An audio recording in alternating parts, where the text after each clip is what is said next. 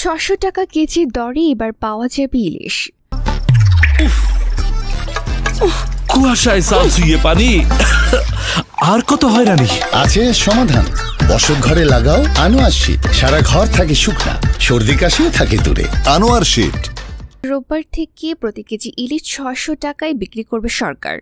এসব ইলিশের ওজন ৪৫০ থেকে ৮৫০ গ্রাম হবে।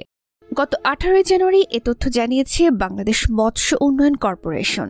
জানা গেছে, আজ রোববার দুপুরে মৎস্য ও প্রাণী সম্পদ মন্ত্রণালয়ের উপদেষ্টা ফরিদা আক্তার আনুষ্ঠানিকভাবে উদ্বোধনের পর এই ইলিশ মাছ কারওয়ান বাজারে বিএফডিসি ভবনের মৎস্য বিতানে বিক্রি করা হবে।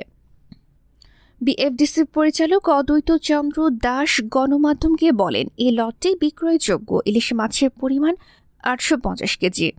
ক্রেতারা আগে এলে আগে পাবেন। আমরা ধারণা করছি ১ সপ্তাহের মধ্যে সব মাছ বিক্রি হয়ে যাবে। এ বিষয়ে বাংলাদেশ মেরিন ফিশারিজ অ্যাসোসিয়েশনের সভাপতি এনাম চৌধুরী গণমাধ্যমকে বলেন, মানুষকে কম দামে ইলিশ খাওয়াতে কোনো প্রফিট ছাড়া এই কর্মসূচিতে যুক্ত হয়েছে।